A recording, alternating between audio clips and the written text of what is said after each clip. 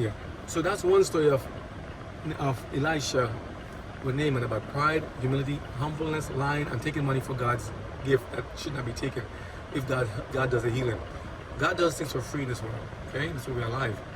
You're going to read one in 2 Kings chapter 6. This is another story. I'm going to let the story read myself there because my voice is going to go because it's been strained all week after the long drive. But I want you to hear about, this is the same Elisha again. And it's like, oh goodness. Here's a miracle. People, you see these stories, people don't talk about this kind of stuff. But I want you the first time you might hear this, I want you to see how it is. A lot of these stories are written in the book, are shown in a video called Nest Bible Videos. So this is part 2 of Elisha, Elisha, E-L-I-S-H-A, in the King James Version, Old Testament, 2 Kings chapter 6. Let me hear the reading. So here it goes. New story. 2 Kings 6. And the sons of the prophets said unto Elisha, Behold now, the place where we dwell with thee is too strait for us. Let us go, we pray thee, unto Jordan, and take thence every man a beam, and let us make a place there where we may dwell. So these are like prophets or it's a seminary. These are students, Bible students in training. So they have like a little school. They're trying to build, but back then they're not like a big thing you see now. They have like these nice big place you can sit and have a nice conference thing. No, in the woods and somewhere, erect a house, erect a scaffold, erect a building, erect a tent. So they have to make it up. So they have to go get wood and stuff and say, let's make a house so we can stay. Because when they say it's too straight for us, I mean straight means it's so narrow. We need more space. We need to expand. Some anything in particular here? Some companies need to expand. When you get more, you need to expand. So they need to expand a bit. And I know if you see her yawning and tired, it's okay. If you don't understand, she just came from a flight too, so I know she was exhausted. So it's okay. If she not, that's okay. We're going to keep going. Trust me, that's how they are in church too. It's rough, right? But saying, so he said, we need to make a bigger place. This is a couple stories combined in one. Listen to it. Let your imagination work, okay? You don't see no visuals, but just hear what happens here. So they said, let's make a bigger place for ourselves. And he answered, Go ye. And one said, Be content, I pray thee, and go with thy servants. And he answered, I will go. So come with us. Okay, I'll come with you. When they came to Jordan, they cut down wood. But as one was felling a beam, the axe head fell into the water. Oh no! And he cried and said, Alas, master, for it was borrowed. So they're cutting down the trees. They went to the place to get wood and logs of wood, and to go build a nice good tent or something so they can stay and give them a shelter. And he said, okay. He said, Master Elijah, can you come with us, please? Okay, I'll go with you guys. You know, he was going to relax, take a break, but he said, no, come with us. He said, yeah, I'll come with you. And when they say felling means to fall. Timber. So they're cutting the trees. They're cutting the trees, right? Cutting the trees down. And when they did it, when he's cutting, all of a sudden the axe head flew off. Oh, into where? Talking about that, you ever had something happen to you in the house? You have some money in your hand or something, or maybe a coin or a pin or something, and it falls on the ground somewhere. And where does it fall? Doesn't it seem to be always in the hardest place to reach, between the seats or somewhere below the table or the cabinet? Why does it go all, why can't it fall in the middle and stay where it is right there? Yes, no, it goes and it falls. Where does it come from? See a grape falling here. It goes and it falls in the river, the Jordan River. An axe head, and an axe head is very expensive. Metal, we have it now everywhere. Metal is everywhere. Cars, Back then you have to make metal. How you get metal? Most time from the ground. Heat it, smelt it, put it together, build it, shape it, roll it. It costs money. And when you borrow somebody's axe, it's a lot of money. So can you lend me your car? Jump in the river? It's gonna be a problem. Mazda, can you lend me your iPad or your iWatch? Falls in the river? Hey, it's gonna be a problem. It's expensive. So they lost the axe head in the river. Does God even bother with trifling stuff about an axe head? Does God even concern about those things? What do you think? Would God bother? You lost your little axe head? Were they doing a bad work? What are they doing? They're cutting down trees, trying to build a house. To do what? To become good Bible students, to help other people. And in the process of doing that, they lost something borrowed to them. Why should God even bother with that? And we're saying God through the form of Elisha. Because Elisha said, I'm submissive and humble to God. So Elisha's being a representative of God. That's why those who speak and preach about God's word, they have to be very careful what impression they give of them. Okay? And to be honest and transparent is the best way. Just do what God asks you to do. But they said to one, so he's cutting it down, and they lose it. Keep it real, man. See my own lip, I'm talking so much. Look how green over here. Don't look how green over here. So, lost the axe head. You said God wouldn't bother something else. Maybe not. You said maybe God may not listen. He didn't bother with that kind of stuff, right? Because it's an axe head. He falls in the river. Would you go jump inside there? This I want this lake. Give me a lake. Give me a lake. Give me a lake. Would you jump into a big lake? That's just, what's another lake? This is Florida. Let's say Central. Would you jump into a lake for a piece of axe head? Is a deep lake, a river? To go find an axe head?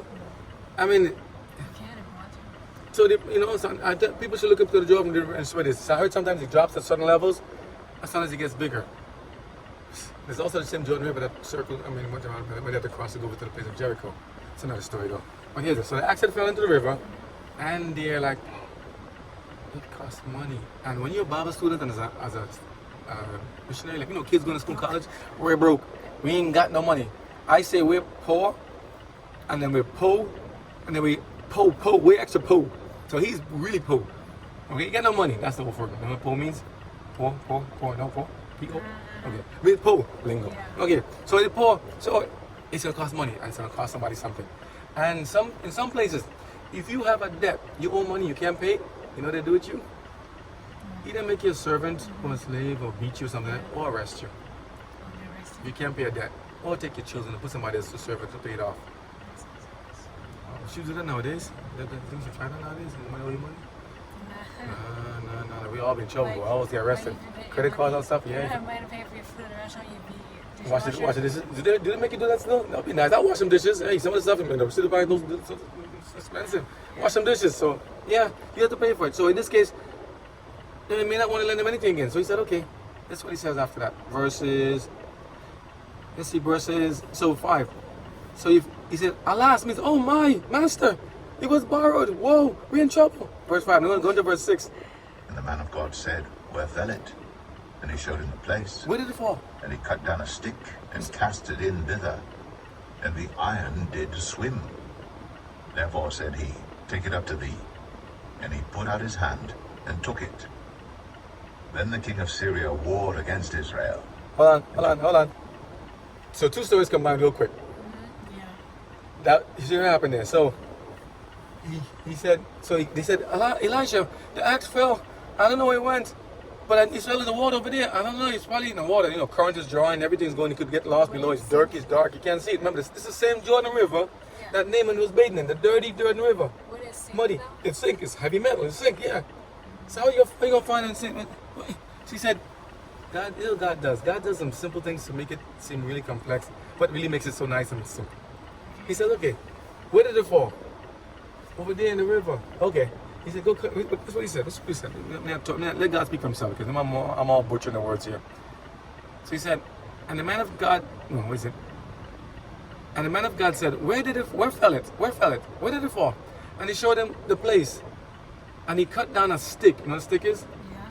Like a branch, a piece of wood, a Yeah. stick. Okay, What take a stick. is. And he cast it in thither. I don't know whether he pelted or he just dipped it in the water. He dipped it in the water. And then he found the. And what did the iron do? And the iron did Swim toward it? swim. Have you ever seen iron swimming? No. What does swim means?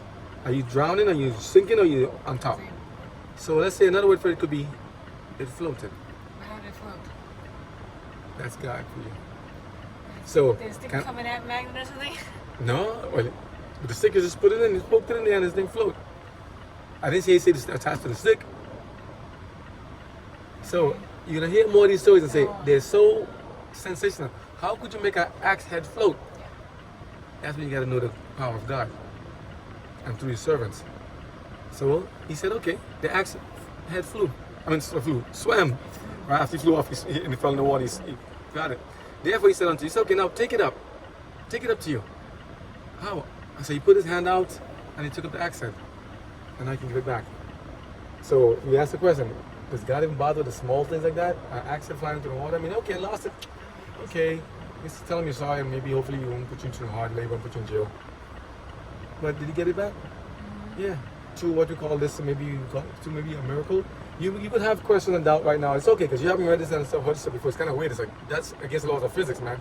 Heavy, weight, water, buoyancy, magic, witchcraft. But God doesn't do magic. Magic is almost like playing a trick on people, but God does miracles. I think magic and miracles are two different ways we define it. Okay? See, don't know. But God does things where you can be. Science can't reproduce it. Yeah. Turning the sea into blood. The walking on Like water thing. yeah. But you notice almost all the things they put in some of the movies, they get to have some special things. Almost all the stuff you've seen is nice Hollywood movies and all the movies you see around the world are so good. Borrowed ideas most times in the Bible. And this is some weird sci-fi thing stuff. This is what happens after that. So now, next story. This one we started talking about before we went to it. So this one could be another story. So let's end this one. So this one here, God made the axe. The axe head against physics. I don't know what to call it. Against the laws of physics. We call it something like that. Yeah. Next one. Okay, we're sitting here at BJ still. See, we can take them over the team for you guys in a nice, cool Mazda. You want more cool there? We can pause it. Yeah.